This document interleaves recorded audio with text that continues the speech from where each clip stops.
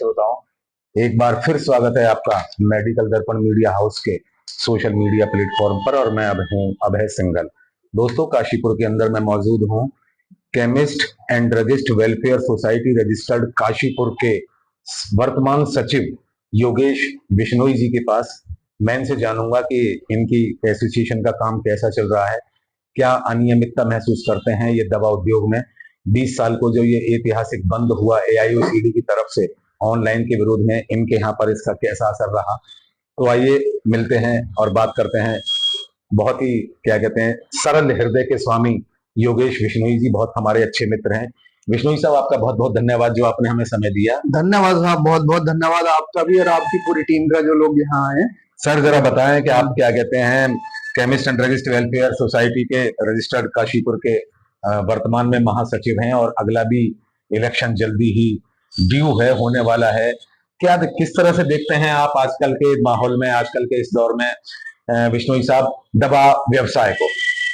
देखिए, दवा व्यवसाय दिन पे दिन दवा व्यवसाय का स्तर गिरता जा रहा है, जहां तक मैं देखता हूँ, चाहे होलसेल के में हो या रिटेल में हो। ये रिटेल में आप जब से अभी हमने 20 मई को बंद किया था, उसी लिए बंद किया था कि ये ऑनलाइन दवाई जो है ये जो आ रही है, इससे हमारा बहुत नुकसान हो रहा है, रिटेलर्स का और होलसेलर्स का भी, दोनों का ही नुकसान है।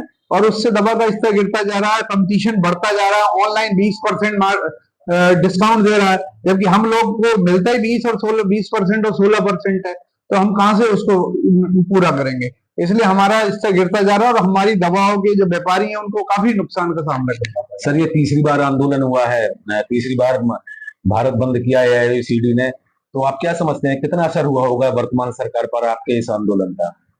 देखिए, जनता का और हमारा 15 साल से 20 साल से ये प्रयास है लगातार कि ऑनलाइन दवा की सप्लाई बंद करी जाए, और हम इस प्रयास को पूरा कर रहे हैं। और 5 साल पहले ही बंद हुआ था, अब भी बंद हुआ है।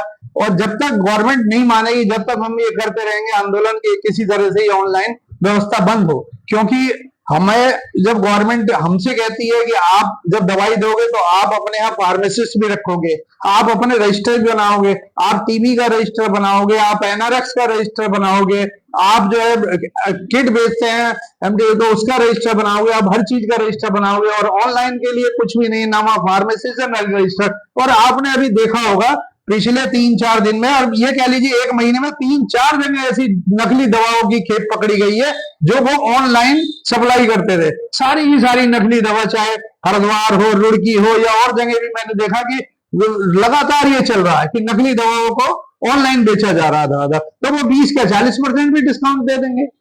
बिश्नोई साहब, सरकार तो हर चीज को, दवाई क्या, वो हर चीज को क्या कहते हैं, आप देख रहे हैं ऑनलाइन ही घर पर ही भिजवाना चाह रही है। तो क्या भविष्य, कैसा भविष्य रहेगा अगर यही स्थिति बनी रहती है, सरकार पर बंद का कोई असर नहीं होता और ऑनलाइन लगातार बना रहता है? तो आप क्या समझते हैं, कैसी स्थिति रहेगी केमिस्ट भाइयों की पूरे हिंदुस्तान में?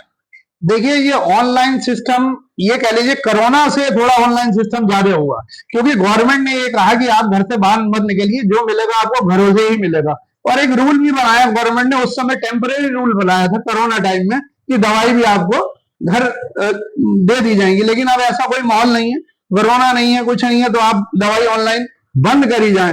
और आगे से हम तो ये चाहेंगे कि ऑनलाइन कोई भी चीज ऑनलाइन ना बिके, दवाई के साथ कोई चीज भी ऑनलाइन है, उससे क्या होता है, पूरा मार्केट पे प्रभाव पड़ता है। ऐसा नहीं है दवाई के मार्केट पे प्रभाव है, दवाई के मार्केट पे प्रभाव है, लेकिन पूरे मार्केट पे प्रभाव है।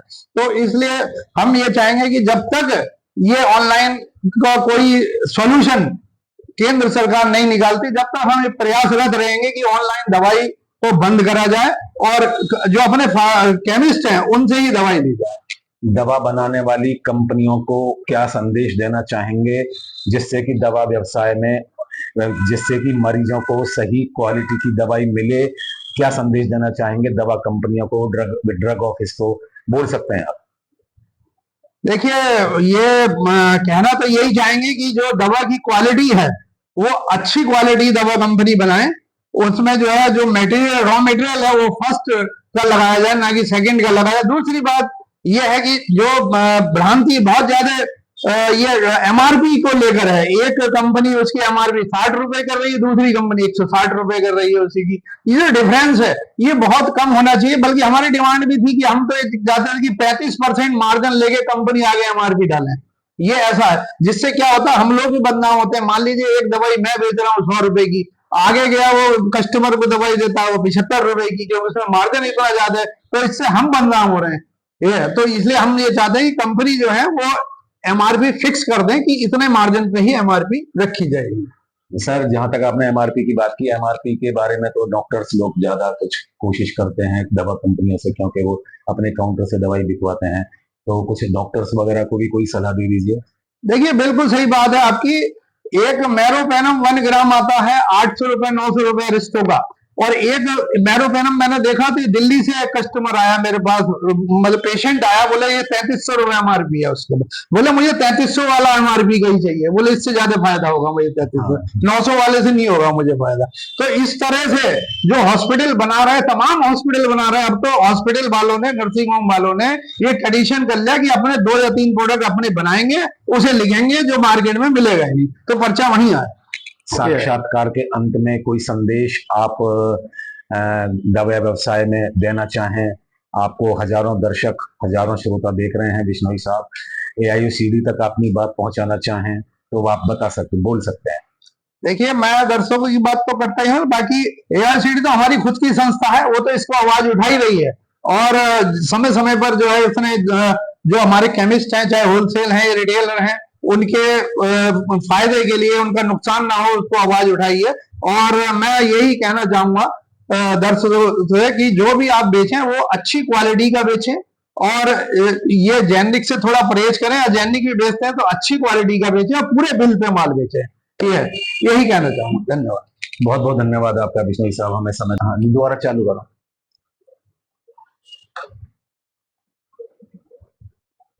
तो दोस्तों ये थे हमारे बहुत ही प्यारे से व्यक्ति, हमारे बहुत ही दोस्त, अच्छे दोस्त योगेश बिश्नोई जी। इनके बारे में मैं साक्षात्कार के अंत में मैं आपसे ये कहना चाहूंगा कि ये पिछले 26-27 सालों से बहुत अच्छे पदों पर रहे हैं। फिलहाल में सचिव हैं और अगले चुनाव में ये अध्यक्ष पद पर चुनाव लड़ने जा रहे हैं। मेरी इन्हें शुभकामनाएं मेडिकल दर्पण की टीम से, मेडिकल दर्पण मीडिया हाउस की तरफ से। और मैं उम्मीद करूंगा कि वो बहुत अच्छे मतों से जीतकर इस गाजीपुर की एसोसिएशन में अध्यक्ष पद पर आसीन हो और एक नई दिशा यहाँ के केमिस्टों को, काशीपुर के केमिस्टों को मिले। बहुत बहुत धन्यवाद दोस्तों, थैंक यू वेरी मच। धन्यवाद जी, धन्यवाद।